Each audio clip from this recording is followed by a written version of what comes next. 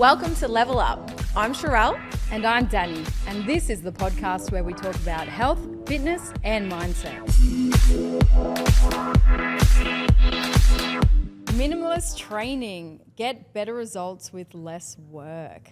Ooh, clickbait. I was going to say it sounds very clickbaity, but it is, but it's also true. Yeah. And we're going to talk a little bit about it today because I know both Dani and I are very big on less is more, making the most out of the time that you're spending in the gym and, you know, doing the least but getting the most results. Like, it does sound too good to be true, but it's not. And we've both lived like experiences personally of being able to play this out physically with ourselves, but then also with like our clients and, you know, being able to prove results with that you don't have to spend hours in the gym every day to get a certain result. In fact, most people shouldn't because it can often hinder their progress too. So we're going to talk a little bit today about some of the science behind it, but then also some strategies that both Dani and I use with our own training and then also clients. Because you hear it all the time. I don't have time. I don't have time. You know, I'll start in the new year. You guys are lucky it's the new year already. But yeah, things like that. And it's like, well, okay, maybe these guys actually aren't making an excuse, or a lot of the times it is an excuse. But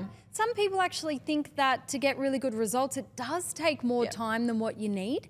So that's why we are going to tell you and share some tips on how to get some great results. But as you said, without spending all that time in the gym, without overdoing it to the point of, you know, poor recovery and injuries. So yeah, I don't know where the stigma came from where you just have to thrash yourself for hours on end. Maybe people just didn't know the little nuances in correct training and nutrition and recovery. I'm not sure, but there is a lapse in education around it. And one of the most common excuses are, I don't have time. So after you listen to this, there's going to be no more excuse. Yeah, totally. And look, I don't know if you've ever done anything about in sales or working with people, like that is one of the most common excuses in the world to do anything. Like it's one of the most prevalent excuses that people use when they don't do something, regardless if it's like work-related, business, like nutrition, exercise, relationships, like you name it, the excuse is I don't have time. And I can guarantee you, it's so cliche, but everyone has the exact same amount of hours in a day. They're just using it differently, right? And that's the same with training, right? You can spend 3 hours in the gym, but you can also just train smarter and spend 30 to 45 minutes in the gym and get the same, if not a better result. So if you can spend less time doing something and get the same or a better result, why the hell wouldn't you? Like, unless you just love wasting time in the gym, and I definitely do sometimes. Yeah, people go for a nice chat. Yeah, but like, you know, it's about training smarter, not harder. And we've been like honestly flogging a dead horse with saying this over the years, but it is so true and science supports it that you don't have to spend hours doing something. And the whole I don't have time, like by the end of it, you will not think that. Like you 100% have time. You're just not making the time to get the minimum effective dose in, right? And that's what we're going to talk about today because I 100%, you can tell in my voice, I'm sick of that excuse. I can tell, but I'm also here now being the voice for the people. Well, you don't have kids, you don't work shift work anymore, I'm exhausted, I'm putting food on the table. We understand everyone's circumstances. Totally. So, okay, it's about finding your health and wellness routine that can slot into your priorities, okay? So we're not just here to paint the same picture for everyone because someone might be able to spend 2 hours in the gym, someone might have 20 minutes a day, someone might have 10 minutes just to do little bits and pieces at home. Like, it's about finding the time frame that suits your life and it's going to look different for you. Yes. Thanks for being the yin to my yang for that. Always. But yeah, I think like whatever time you've got, you know, something's better than nothing if you are really time poor. So even if it's like just 5 minutes, do you know what I mean? Like, and we're really going to talk about today is that you don't need a hell of a lot to maintain where you're at, especially if you're going through busy periods because we just like, I think people find what works. It's like, oh, train 4 or 5 days a week for an hour and a half, whatever. They find this thing and then they feel like they've got to live by that for the rest of their life. And it's like, why would you think that? You know, like as you evolve and change and your body changes and your needs change and your commitments change and your values change, like so should your schedules and routines. Like I don't have the same morning routine that I had when I was shift working, right? And the same's true now. So it's about understanding that, you know, you can change things. In fact, you should change things and you shouldn't fear change. And, you know, we'll share some stories later on, but every lesson, right? Repeated until it's learnt. And I've had multiple injuries that have completely changed the way that I train in the gym to adopt very much a less is more approach. And I've learned a lot from that, and I've completely evolved the way that I train as a result, and being able to learn that you can get away with doing not much. Particularly if you've built the foundation. Yeah. I mean, look, we've sort of earned that right, but then also as newbie gains, and we've spoken about that before, like if you're just starting, you're going to feel DOMs after not much at all. So whether you're a beginner or a seasoned athlete, you know, you can get away with doing a lot less. There is that middle ground, but, you know, and you're going to share the science around it as well, but people just don't like change. So people have the mindset, well, I've been training 5 times a week for the past 5 years. If I can't do my 5 days, I'm just going to write it off, call it a new year, see out the year doing nothing, and then start back again when I can go back to that extreme. And that's where people just go through that high and low. And it's like, well, be okay with the idea of changing and being a bit flexible, because rigidity isn't always superior to flexibility. Rigidity means that you're actually scared to change, or you don't know how to change. So I love that we have changed so much in the past few years since our bodybuilding days. Like, we're flexible now. We're still getting the job done. We're still getting our results, but then we're able to put energy into business, relationships, all other areas that were missing when we were so rigid. Yeah. Like, obviously our goal is not to get on stage and be super, super, super lean. That's not realistic. Our goals changed. Then we learned how to become more flexible, because we actually learnt about training and nutrition further, to the point of just following something super rigid. So hats off to people who are flexible, because that's actually harder than being rigid for a lot of people. Being flexible and adaptable is way harder than being restrictive and disciplined. Like, people are really good at going all in and being like, I'm doing this 100%. Or all the way out, where it's like, if I can't do it 100% and can't get it perfect, I do nothing. Exactly. Right? All or nothing. It's the mindset that honestly stops people from making progress altogether, because they're not practicing consistency. They can't be consistent.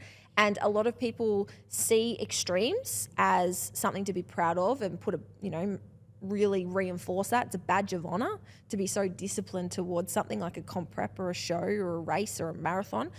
And yeah, like, it is, it's impressive, but show me what you do afterwards. Yeah. Like, the only thing that's impressive is if you default to the mean, which is still good, but a lot of people, they go all in, and then when they're not fulfilled by this scary target that has repercussions if they're not extreme and rigid, they're deflated and they're not doing anything, and they feel worthless and their self-esteem goes down. So you've got to constantly find that balance. And I think stepping away from competing, that was probably the best thing that I did for that, right? Like, it's hard to practice that when you can't, like, if you weren't disciplined, you're getting on stage in front of thousands and thousands of people. The repercussions are pretty big, right? So getting away from that and learning what balance was hard. It was weird. It was uncomfortable. It was like, I don't kill myself, or like for 6 months of the year, I can just be and improve my health and well-being, and have this minimalist approach, right? Where less is more, and you can ease into things, and you can have periods off, and you don't need to feel guilty for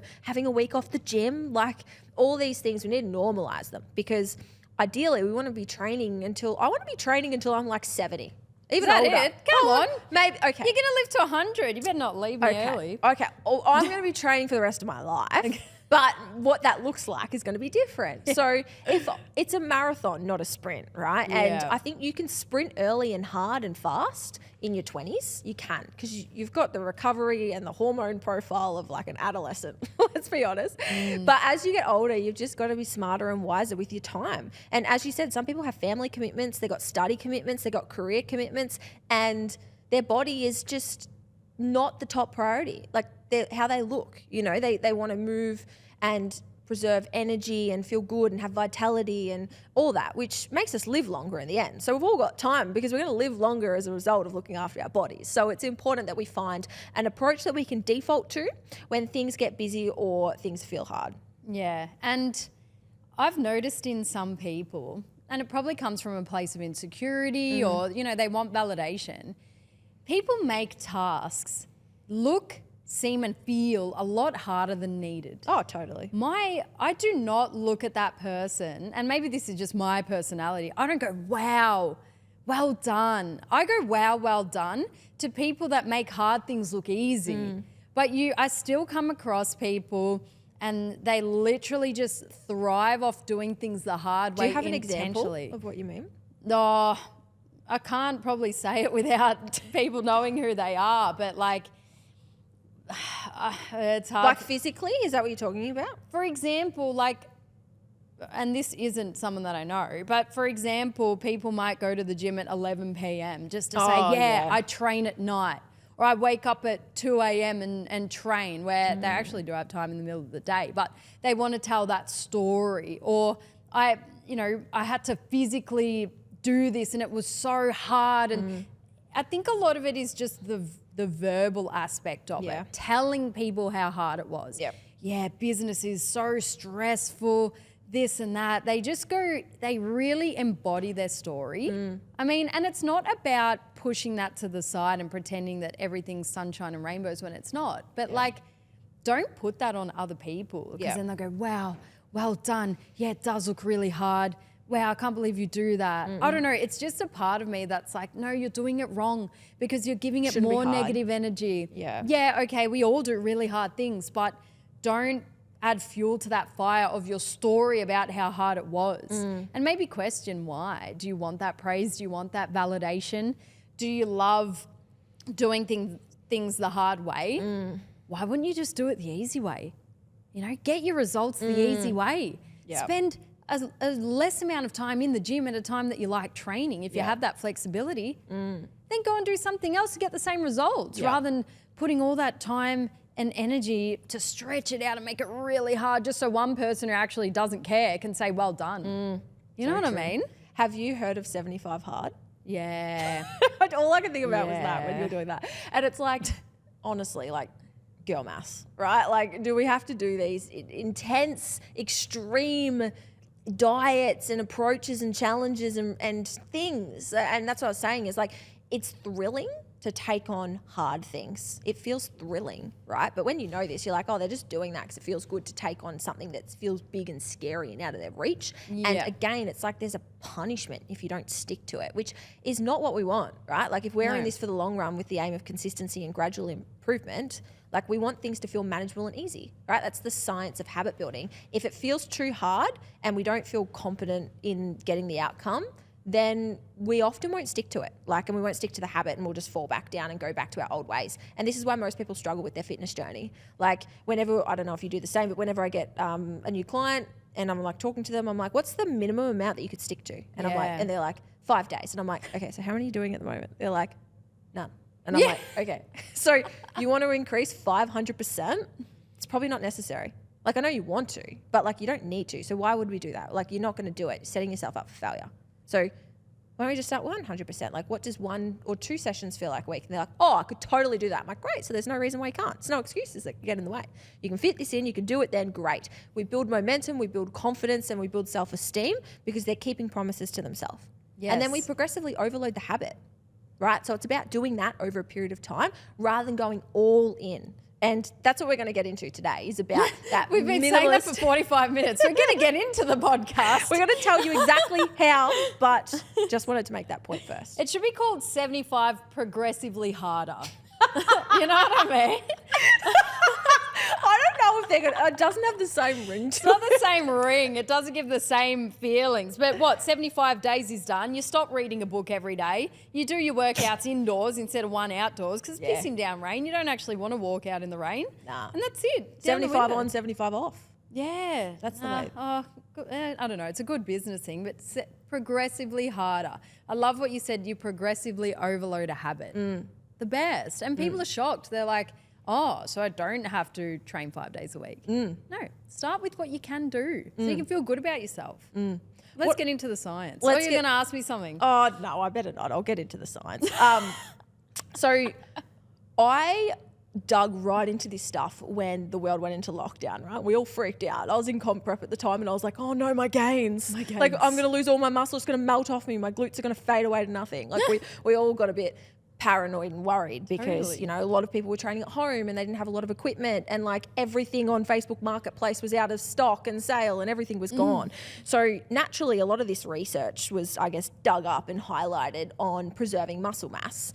And what the minimum effective dose was that's required to maintain muscle mass, whether you're a beginner, intermediate, or advanced. Obviously, there's going to be different points that we'll touch about and talk about. But this one article that stood out for me from 2011, this research paper on exercise dosing to retain resistance training adaptations in young and older adults.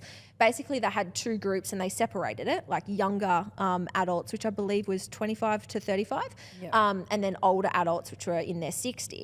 We're just going to chat on the younger age group for this purpose. But in their sort of like late 20s to sort of mid 30s, they split the group up into two trial groups. One group, and prior to this, I must say, they were resistance training and following the same training program with the same amount of volume, which is just sets and reps, the same training program.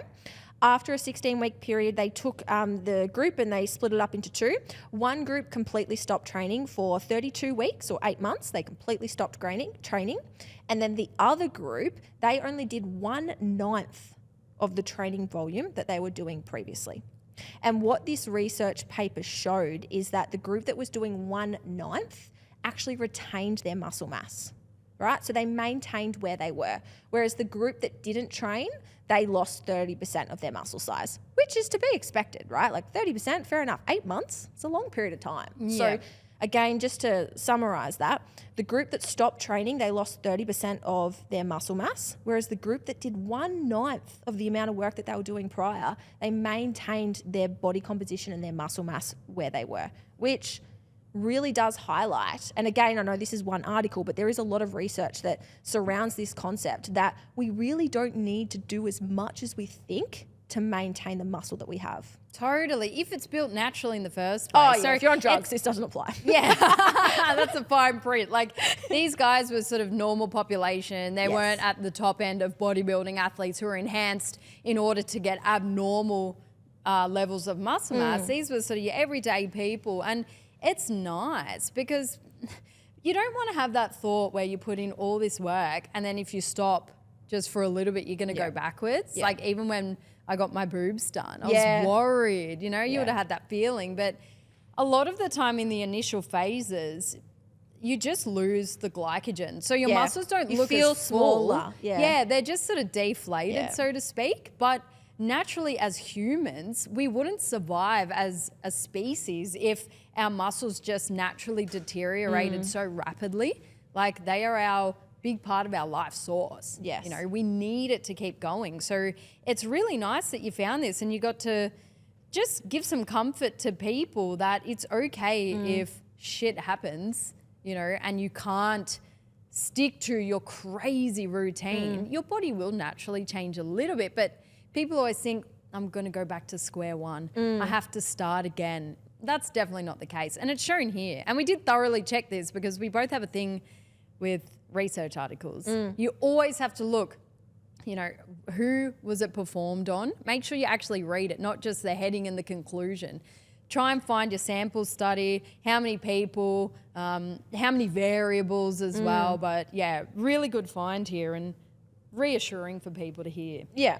And like, I think it's so hard with fitness research as well. Like, it's hard to find studies that include women, to be honest. It's a lot more common now, but I think sports science research, 9% of the population was females in that research. So it's 9% of females represented, which is depressing because obviously we're different, right? We build muscle differently. So not differently, but in terms of physiologically, we're so different. So it's hard to find that. It's also hard to find research on a trained population as well. And obviously there's just so many variables. Like, nutrition's a massive variable. Recovery is a massive variable. Lifestyle's a massive variable. Stress is a huge variable. There's so many case scenarios. But what we can do is look at research like this and get a general concept. And it's like, okay, well, look, if you train once every 2 weeks, right? Like you're probably going to do a little bit more than that, you know, if you're just going to hit one session. But it just means like, okay, well, if you're going from 5 days to 4 days, like you can still make significant amount of progress on training 3 days a week. I don't know why people think that if you drop a day, you're just going to,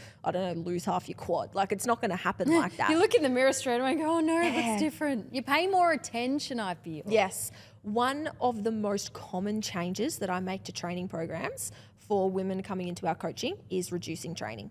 Like it's one of the most. So you get a lot of things. overachievers. A lot of. It's hard. I mean, you get sort of two types. You get overachievers definitely, where they're overdoing it, but you get people that are trying to overachieve and doing nothing. Again, they think they're working really hard, but they're not. Yeah. Sorry, but that's actually reassuring because I'm like, oh, you're working really hard. You think you're working really hard. And if you think you're working hard, you are. Yeah. That's what it feels like. But I more often than not will either take a training day away. So instead of training 4, 5, 6 days a week, I'll reduce it. Or I look at their training workouts and they're doing like 9 exercises, 4 sets of 10 each. And I'm like, ugh, junk volume everywhere, you know, and I'm like, 4, 5 exercises, and they're like, what? You know, and then yeah, like I'm often reducing and condensing, and it's just the fact of, it's not even minimalist training, it's just actually training in line with the research and in line with the amount of volume that we actually need, because doing more doesn't get you more. It's not. There's always a curve of when we run into doing too much. Yeah. What I find as well from a client standpoint, the ones that do need help are the ones who aren't doing enough, and they are injured, or they have no strength behind them. Yeah. So you do have to get them into daily habits and increased movement, or then the ones that are doing too much, they're getting injured. Yeah. There's junk volume. They're rushing through because they're busy people. No tempo, not resting between sets. Exactly. They log on, they see a huge program and go, oh God, I'm going to be here for ages. They rush through it and it's overwhelming. Totally. And it's just that high achieving personality type. Rarely do I find someone that comes to me specifically for injury and for programming who's nailed their middle ground. It's always one extreme or the other. So it's good to know that, hey, like there is that middle ground and you will be better off for it. Less chance of injury. Your body will change once you apply it with the right nutrition principles as well. And that's where you want to be. Like you need to just own up to the fact that either you're doing 0 or you're doing way too much. Yep. Find your middle ground. Yeah, totally. And when we look at training volume, which again is just basically the amount of work that you're doing in the gym, like sets times reps times load, when you look at training volume, it's very similar to calories, right? Like we have a maintenance amount of training volume, right? You want to be able to reduce your training volume and go into a deficit to create a change, but then you also want to increase your volume to be able to create a change as well. And what I find is people are just like constantly pushing volume and they just think they have to do more all the time, and more's better. But it's like, God, like you're really just like overdoing it here, and you don't need to. Like come back and find your middle ground, your maintenance, the sweet, the Goldilocks zone, where you can make a good amount of progress, but you know, not get injured along the way, not start to resent training, have a social life, you know, like, and make sure that this all fits around the lifestyle that you've got. And that's why I love like minimalist training.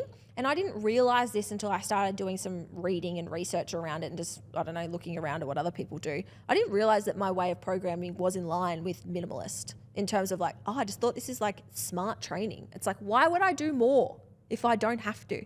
If I can do less and get the same or a better result, I will, right? People call that lazy, but I just call it intelligent, right? It's like, why would I spend 2 hours in the gym when I can spend 1, you know, and get more bang for my buck? That's what it's all about. So minimalist training, it doesn't have to be like a 20-minute hit circuit. It can be if you want it to be, but it can also produce like great results if it's structured and if you're progressively overloading and prioritizing the variables that we're going to touch on next. But it doesn't have to be like quick, busy girl workouts. It doesn't have to be that. It can be just intelligent training. Hey guys, if you're enjoying the episode, please share it with a friend or share it on your socials, and don't forget to tag us. The only thing with that is like, and for those who question having 4 to 5 exercises, they're the ones that you know are not training hard enough. And we've all had it. Yeah.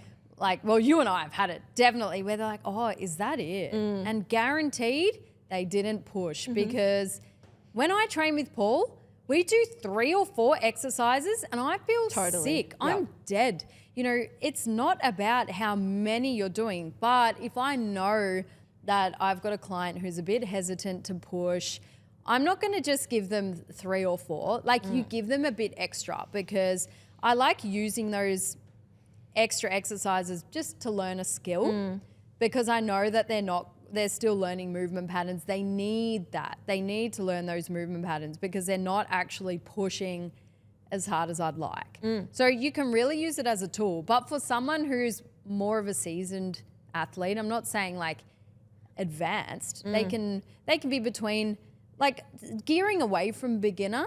You can give them that because you know that they might push. But you need to also, as a coach, you need to check in and get feedback on your programming, and you need to watch them on their videos. Look at their face. Are they grimacing a bit? Like, but if they're just on the leg press, Moving through tick, the motions. next, tick, next. Like, You just did a whole workout of warm-ups. Yeah, like then maybe they need a bit more. If they're not confident in something, you need to practice it more. Yep. But for top end pushing, you don't need that much. But if I have someone with shoulder impingement and they're a painter, every hour that they're at work, they need to offset their pain, okay? So they need to activate certain muscles.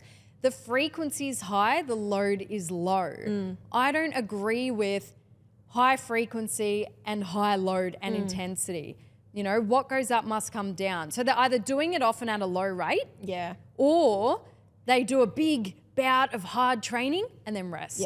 Yeah, so it really depends on their goal and their confidence as well. Totally, absolutely. I've found that personally for me, and then also a lot of my clients that are sort of like moved into that advanced, I guess, category, the more advanced that you get, I've personally found the less training volume you need, because the sets and the reps that you're doing, you're getting more stimulation from that because they're harder, heavier sets. Yes. Whereas like you said, when you're a beginner, you don't know how to push hard. You don't know what heavy is. Everything's heavy. You don't know what hard training really feels like. Whereas when you become like intermediate to advanced, you're like, that was a warm-up. Yeah. You know, so essentially maybe you're just doing more warm-up sets, but I've actually found like, it's a sweet spot between going from like early intermediate to maybe advanced, where you need to actually drop training volume and then they start progressing. And if you don't do that, I've found personally, even for myself, get injured, or like tissue tolerance just can't keep up with the volume and the intensity that I'm doing, or you just start to lose motivation, or you just get overtrained and you stop making progress, right? And there's something called like the volume curve, where as we start training, like the more volume that we do to a certain point up until our optimal range, we make progress and we build muscle and strength. But once we tip over that edge and we get to that tipping point, if we keep increasing, we actually like detrain and we lose muscle and we lose progress and we stop making gains in the gym. Right? So it's important to find that optimal range for you. Everyone's a little bit different, but a lot of the research does gear towards that sort of 10 to 15 sets per muscle group. Now, again, this is going to be a little bit different because it's like, well, if you do a lunge, is that quads and glutes? Is that, it all crosses over. So they're just general gauges, but it's about realizing that we're all so different. We're built different, but you have to go through trial and error to find what your minimum dose is. Like, I challenge people to find what they can get away with rather than the most amount. Like, do the least amount possible and make progress rather than trying to get away with doing as much as you can, which is what most people try and do. They take on 75 hard, or they try and do 5 days a week, and they try and do the most to get progress. It's like, do the least and then put that energy into other areas like your recovery, your sleep, your nutrition, your relationships. Like, that is a way more effective approach. Absolutely. A lot of my lower back pain clients specifically come to me and I look at their programming and their coach has just given them way too much volume. Yeah. 8 sets of like heavy deadlifts. Do you find that they're beginner, or do you find that they're actually quite strong? Competitors. Yeah, that's what I mean. Lot like, of competitors. People don't pick up on that range, and it's like, oh, I can't give someone that's trained 28 sets of quads. I can't. Because they're going to push hard. Yeah. for too long, but they want to win their show. So they're hungry and they're delusional and they're hungry. Yeah, they're hangry and they're pissed off and they're on a mission, but they're under recovered. And they're skipping core. Yeah, they're skipping. Oh God, they skip core. But I look at them and I go, okay, you're just doing way too much. Yeah. But it is hard for, we've been in that mindset of being competitors. You're go, go, go. Get out of my way, everyone. I'm on a mission. But then when that's reinforced by a coach, probably panicking to get the results, to get them on stage and be lean enough. They'll and do what it takes. A stage coach isn't the same as a rehab coach. Very different things. So you'll do what it takes and you do 8 to 10 sets of heavy deadlifts, 8 to 10 RDLs. Let's get the glute hams up. No wonder your back's cooked. Yeah. Yeah, I get it all the time. Yeah, but this is the difference, right? Like, I'm going to make an assumption, but like a lot of people listening to this probably are regular gym goers, right? Like, so it's about... we have a lot of competitors too. Yeah, I know, regular gym goers. Oh, I thought you meant as in they're regular people who go to the gym. Regular gym goers. Regularly Competitors go to the are gym. regular gym goers too. You fall into the category. But I mean like consistent. All right. Consistent. Whereas like if you're a little bit inconsistent, right, and there definitely will be people that are like they want to be able to train hard and they might go in and give it everything on all the session, and that's fine. The chances of them like really doing some serious damage and overtraining is not really there, right? They're probably not going to overtrain by going hard for one session. They might be really sore the next day and not want to go back, but they're not going to overtrain. But if you take someone, like you said, that is disciplined and will do the work and maybe is consistent 4 days plus a week, etc., and you give them, like you said, like, I don't even know what that workout was. It sounds horrible. Yeah, 8 to 10 sets of bloody hip extension in a workout. Like their tissue tolerance is going to be the weak link. Exactly. It's not necessarily going to be their muscles. It's going to be like the connective tissue, the ligaments, the joints, like their nervous system. I'm exhausted thinking about that, but I've definitely been in that situation, right? 100% I've been in that situation where I even look back now at some of the training programs that I was given by previous coaches. Some were great, some like I learned what not to do. But I look at that and I'm like, damn, that's a lot of volume. Do you know what I mean? Like I've been given German volume training in the past. Oh, yeah. 10 sets of 10. Yep. In peak week. I laugh at it now, but like I've had multiple back injuries in the past that did make me question a lot of what I was doing, right? And I was just doing what I was told. Like you said, just following advice and what was out there. And right, a lot of bodybuilding stuff is pretty hit and miss too in terms of if that's where you're going for your research. Like this is not a bodybuilding researcher. I don't trust any of that. Your best research is Sports like science. tuning into your body. Yeah, like you are your best research because research costs millions of dollars to get published. It takes years. Yeah. Why would you come away from your career and spend all of your time getting a paper published when, all the best research is already there. There is very minimal chance of getting good new research. And I know find it. It is flawed at university because you can only reference the past 10 years. Yeah. But I think that is not Well, correct. 2011 this is from, like I know that. But we're not in uni and I'm not your teacher marking you. Oh. Yeah, I swear it's peer review. God. But you know what I mean? Like Yeah. my teachers used to say, nope, it can only be the past 10 years. I But had it's 7. like, We were only allowed to use the first set. even 7. worse. Yeah, way worse. Because anatomy doesn't change. Humans haven't evolved dramatically in the past since the 80s, 70s, 60s.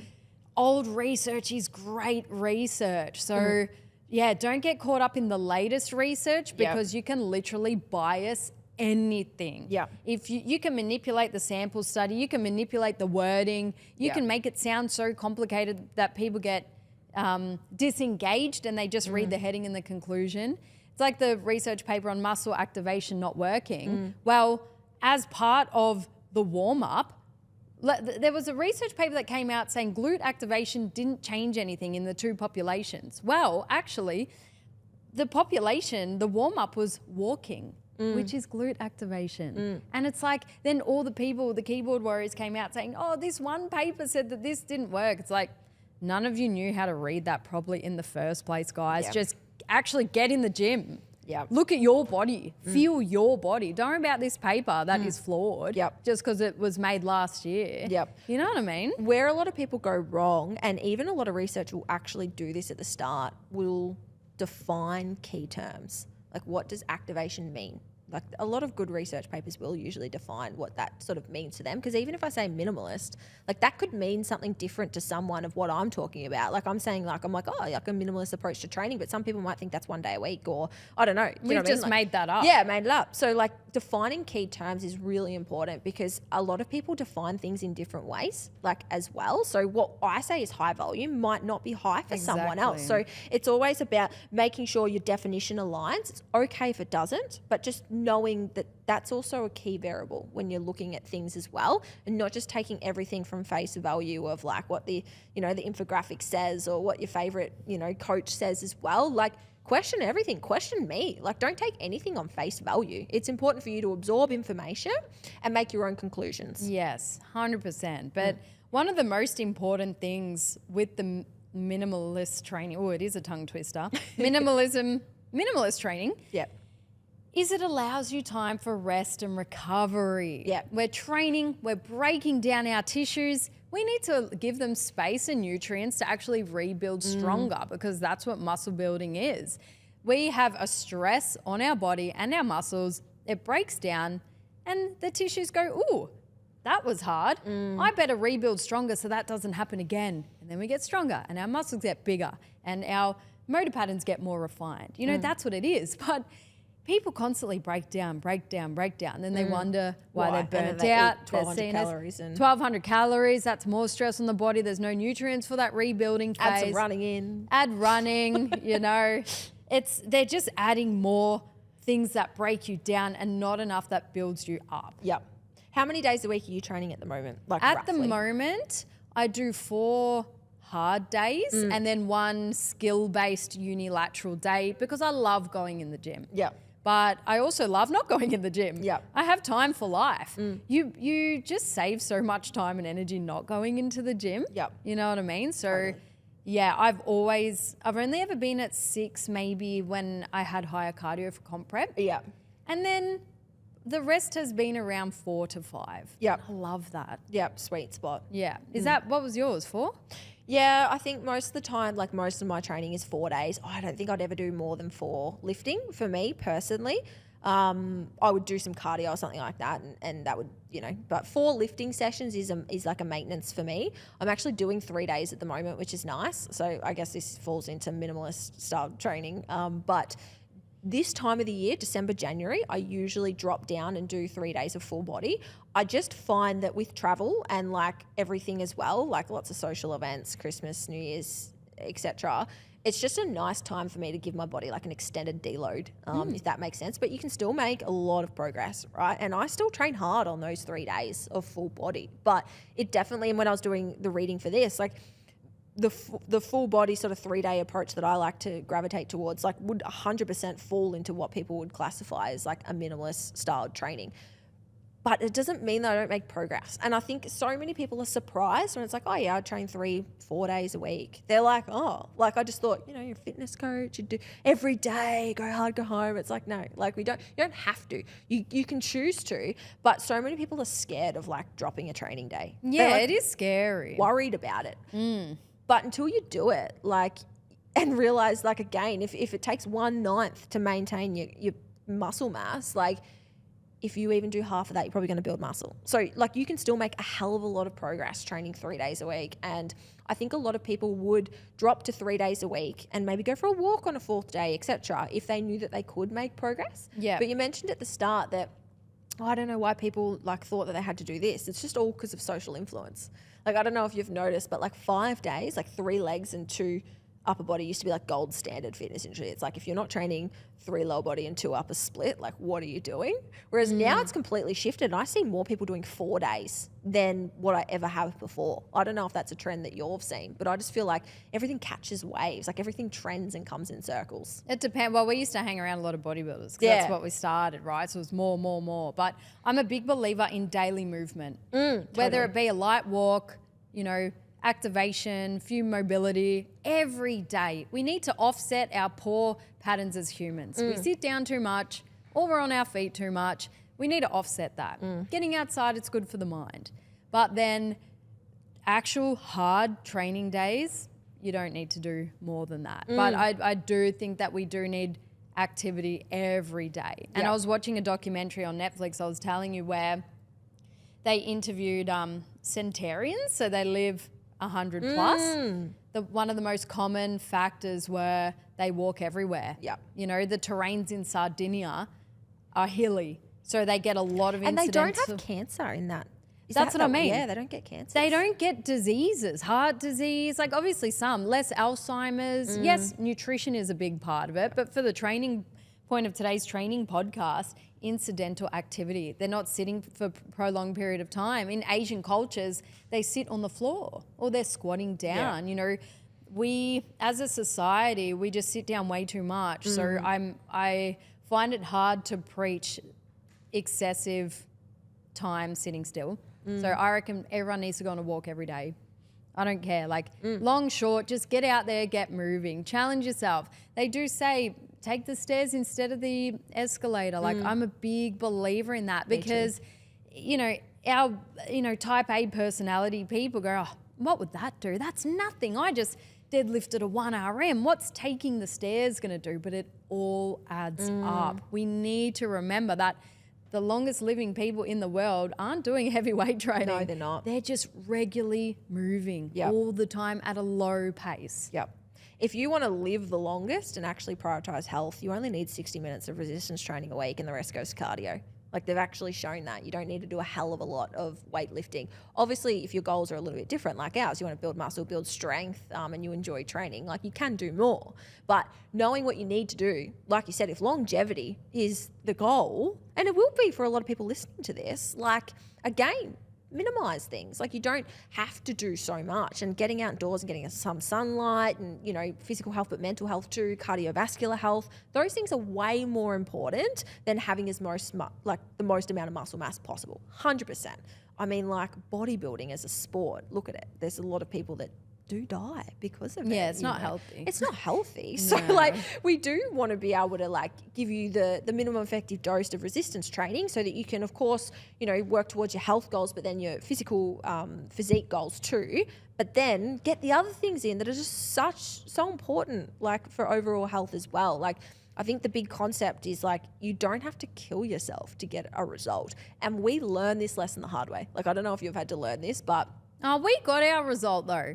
We Yeah. turned pro. That's what we wanted to do. Done. So I'm out. retire. Ended on a high note. I haven't competed since and I never will. See you later. First place. Never again. Yeah. But that's, if you're a top end bodybuilder, top end athlete, you're a power lifter, Yeah. you play sport, you have to practice your skill every Totally. day. Every day. But we're just talking to regular gym goers, as you said, and people who over the Christmas, New Year's period are overwhelmed. They've got half an hour. Yeah. So full body training is great. But then another one that we want to discuss is focus on your compound movements. Yeah. Get the most bang for your buck. Obviously do your warm up and everything because you never should cut out the first part of the training session, the warm ups, pre-training, because then that will affect the rest of your training session. You're better off actually getting your body ready, performing well for 1 to 2 exercises than doing 4 exercises, but you injure yourself or you're not as strong because you skip the warm-up. So do your warm-up and everything, compound exercises. You burn the most energy, you use the most muscle. I love starting on that if I'm time poor. Yep, totally. Like skip some of the smaller isolated stuff. Skip your biceps just for one. Why not? There's nothing more motivating than 2 sets of 20 on bis at the end. But yeah, if you're short on time, and I say this to a lot of clients too, if you're short on time, get your compounds in, get your entree in, get your main in, just skip dessert. That's okay. Skip dessert if you need to. I mean, like a lot of people probably don't want to. But yeah, like prioritize the main lifts and don't sell yourself short. Like still take your time to warm up properly, get your heavy sets in, rest properly between it. Like don't rush through your workout. That's the last thing you want to do because you get the most stimulus from the first 1 to 3 sets. Genuinely, right? So like get those in and then just skip the other stuff, right? Like you'd rather have like a couple of good exercises that you spend 30 minutes doing. Sometimes it takes me 30 minutes to get through my A series. The compound, exactly. Yeah, that's it. But that's the most, and if that's all I had time for and that's all I got done, I'd be happy because I know that that's going to give me the most bang for my buck, right? And that's minimalist training too.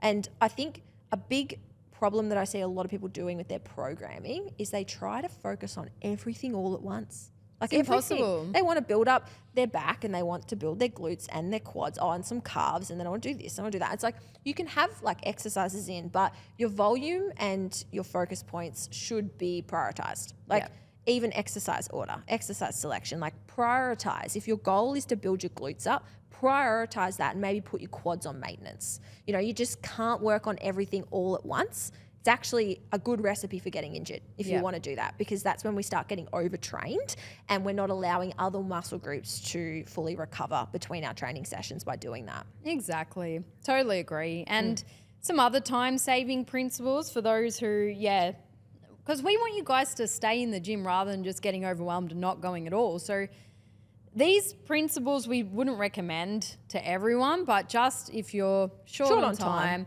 half an hour, circuit training, it's okay. You feel good. You might be on holiday somewhere. You just want to bust out a little bit of a whole body circuit. You go one to the next to the next. That's fine. I don't mind that. And I used to do that when I was super busy as well. Yeah. You know what I do with that? If I'm short on time, I actually, and again, I wouldn't recommend this all the time, but if I'm really short on time, I've only got like half an hour and I'm like, you know what? I know I'm not going to get a training session in tomorrow and I didn't want to have one. You know, you're in those periods, especially when you're traveling. I will turn my workout into like a conditioning based workout. Rather than getting really heavy sets of a leg press, I might reduce the rest period and make it only like 30 to 60 seconds and have that in a superset or in a circuit and get the exercises in, stimulate the muscles. But if I know I'm not going to have time to get my entree in and the main with all the rest periods and prioritize the warm-ups, the last thing you want to do is feel rushed in your workout, because that's when we get injured, right? It's when we're rushing through and we're busy. So I often, exactly like a circuit training, I'll turn my workout into a conditioning focus, because you don't have to spend so much time warming up or loading up weights. And it feels good because you feel like you've got a bit of everything, you know, end on the kettlebells or end on a bike or something. Yeah, and you get the burn and the pump and a little bit of sweat. So you sort of get the mental component rather than feeling like you've done one heavy set and you've got to go home. Exactly. And you don't want to piss off whoever you're on holiday with saying, we're on holiday and you're spending 2 hours in the gym. We're meant to go climb this mountain, you know? Yeah, and it's actually a good stimulus, because I rarely, like I might do a conditioning block once a year. It's fucking hard. You were sick last time. I used to vomit. Every time I'd do conditioning, I'd vomit my first session. So as long as you don't do that, like again, sometimes I'd go too hard in conditioning. But if you're actually changing a different stimulus and you don't do that often, it can be really effective, because your body's not conditioned to do that. Yeah. And I think one more before we wrap it up. I love utilizing the same equipment. And this is good for gym anxious people as well. Like, try and do a whole workout in one section of the gym. Saves time. Like, we got this sick new Cybex cable machine. I just did my whole workout on it. No one else obviously was waiting for it. Love them. If someone was there waiting and I've just spent 40 minutes, you know, you don't want to be that person. But it was a quiet time in the gym. I started on one. Totally. Did two. You know, I'm like, you know what? I'm just going to do my whole workout on this one piece of equipment. Totally. In and out. No one even knew I was in there. It was the best. Yep, absolutely. I brought a cable station in lockdown, and then we went out of lockdown. I was like, great. We bought it off someone who bought it in lockdown. Yeah. Like, thank you. But honestly, like if I was going to train from home, the only things I'd buy would be a cable station and probably a barbell and plates. Like, you can do so much on a cable station, and whatever you can't do, you can do on a squat rack. But yeah, you can do heaps of stuff. And I think swapping out exercises is one of the best ways to save time. Yeah. Of course, you want to be consistent with what you're doing and programming. But I actually did this yesterday when I knew I didn't have time to do all my warm-up sets for my RDLs. And like, once you get strong on things, you're like, fucking hell, I got to do 4 warm-up sets to get to my working one. Exactly. It's a lot. So if you don't have time, you can swap things out. And like, made a little feature in the app where you can just like swap exercises and pick ones that train similar muscle groups or movement patterns. But like, simply swapping an RDL to like a seated leg curl, which is a really effective exercise. Like, when you know, seated leg curls are great. Same stimulus, right? Just half the amount of time, because I don't have to load up so much. And arguably, warm-up sets where you're doing lighter weights and not the heaviest as possible probably aren't stimulating the muscle in the most effective way for growth. So you've got to like weigh things up, whether you've got time to do that or you want to swap exercises out for that session to make sure that you can get in, get the stimulus that you want, and then get out on time. Yeah. So when you do have more time in the gym, like, spend time learning new skills like kettlebells. You can do a whole kettlebell workout, but you're not going to spend that half an hour that you have under a time pressure learning new movements. So I think it's important for everyone to go in, have a play around, try everything lightly when you can, and then just add more tools to your tool belt for the moments you do need it, and you do need to be flexible and go, shit, okay, I've only got a cable machine here and half an hour. Let's go. We're on, in and out. So it's fun. I mean, you can't always get away with training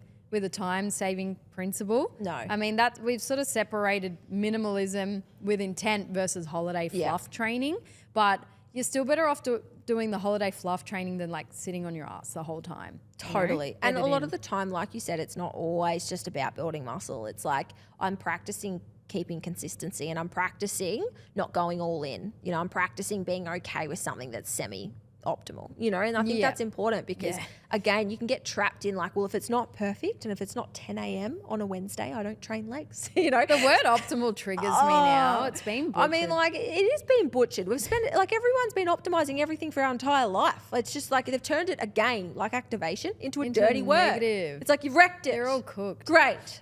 But this is not optimal. It has to be 31 degrees, Shut not up. 29. Yeah. Exactly. Shut up. But honestly, like there's optimal and there's practical. And look, it's great. Sometimes if you want to make, and I actually do like playing around with new exercises and testing new things out and getting a really solid setup where I can just, you know, feel the muscle. That's okay. But like, is that practical all the time? No. Do I want to become debilitized by not being able to optimize? Absolutely not. So as coaches, we have to be careful with our language because that can provoke that all or nothing where people are like, fuck, I thought I was doing the right thing and now I'm like doing a 45. It's going to take half an hour to set that up. My workout's gone. 500 bands, 20 benches for one exercise. Totally. So like I said, the minimalist stuff, if you can get away with doing less and still make good amount of progress or more, 100% you should. The same with exercise selection. Right? Like the basics win. Like don't get me wrong, because all this fancy stuff. But if you are not really strong, like double body weight, sort of maybe not double body weight, but if you're not like, if you can't squat your body weight or like deadlift your body weight, shoulder press, quarter of your body weight, if you can't push those heavy compound lifts hard, don't worry about the fluff. Literally. Do you know what I mean? Like build a base amount of strength. That's how we earn the right to optimize, is when we're really strong at base level stuff. Because like it doesn't matter how optimized an exercise is if your training intensity sucks. Like it just doesn't. So you've got to build foundational strength first. Yeah. And I just think that's a step that a lot of people skip. They go straight to optimizing, straight to all the fancy setups. And they can be really great for people that are more intermediate and advanced, where maybe getting stronger is like counterintuitive to what their goals are. Like maybe they need to optimize setups and ranges of motion and different things to get more out of less, if that makes sense, rather than just going heavier and heavier and heavier, because that can beat you up. But most people just need to get strong at the basics, keep it simple and stick to a minimum effective dose. Because your body will change and you will get results by always honoring the basics. Yep. You don't have to just build up 1% of your delt for a bodybuilding show or like that part of your quad. It's all those people that have earned the right for all those crazy angles and weird exercises because like they've brought a package to the stage where they need a smaller waist, bigger glute, bigger shoulders without biceps. Like it's a puzzle piece, but for everyone else, like 90% of people, you have to get over yourselves, guys. We all need basics all the time. Totally. A lot of those top level bikini pros as well. That's who I was thinking of. They walk around with a lot of injuries though. Hell yeah, they're our clients. They're our clients. I just don't know if we should be giving that sort of training advice and programming to the general public. No, that's what I mean. They shouldn't. But just for those guys. They're the ones that look the best and appeal, so they sell. And yeah, like more people should know that like their backs are cooked. Absolutely cooked. So, backs. you know, it's about, and sometimes that's what the sport requires. You know, they have to load differently and like detrain stuff, and all these poor bikini pros are having to, you know, run to lose muscle. Like it's crazy out there, but you've just got to be mindful of like unless you've got the same goals, you probably shouldn't be training the same way. Yeah. Let's wrap it up, hey. So. Yeah. Well, that's all from us. Thanks for tuning in, guys. minimum effective dose. But in all seriousness, try reducing things. You know, if you're feeling really tired, or if you're on a holiday, or if you like want to have a week off in here and there, and you're really consistent, like it's not going to kill your progress. In fact, sometimes it's the best thing that you can do for your mental progress too, to make sure that you're not getting burnt out in the gym mentally, and you're feeling like you can have a little bit of a break. Yeah. So less is more. If you're enjoying the podcast, please leave us a 5-star review and hit follow so you can stay up to date with our weekly podcast.